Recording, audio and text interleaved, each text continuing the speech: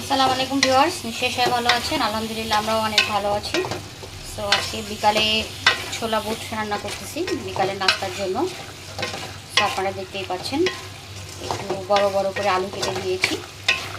ছোলা বুটটা সব রকমের মশলা দিয়ে ভুনে কষানোর পর এই যে আলু দিয়ে আবার কষাচ্ছি।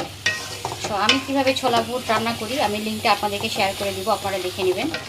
তো আজকে জাস্ট আপনাদেরকে একটু দেখাচ্ছি।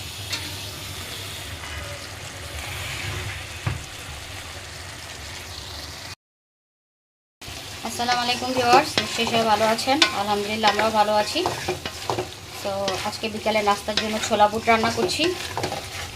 তো পেঁয়াজ, মরিচ, রসুন বাটা, আদা বাটা, একটু জিরে বাটা, জিরা মশলার গুঁড়ো, পরিমাণ মতো লবণ আর তেল দিয়ে ছোলা বুটটাকে সুন্দর করে মেখে বসিয়ে দিয়েছিলাম।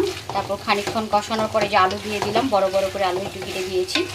আমার মেয়ে আলু খেতে পছন্দ করে। দেন এখন আলু দিয়েও অনেকক্ষণ একটু কষাবো।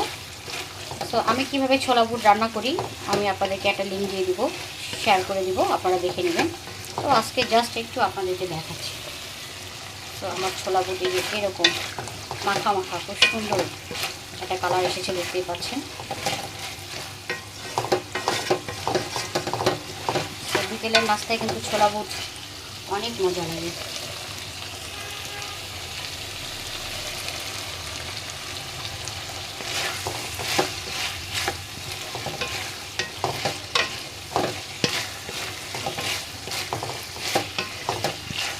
তো আমার রান্নার ভিডিওগুলো ভালো লেগে থাকলে অবশ্যই আমার চ্যানেলটি সাবস্ক্রাইব করবেন এবং আমাকে ফলো করে আমার পাশেই থাকবেন এরকম নতুন নতুন রান্নার ভিডিও পেতে।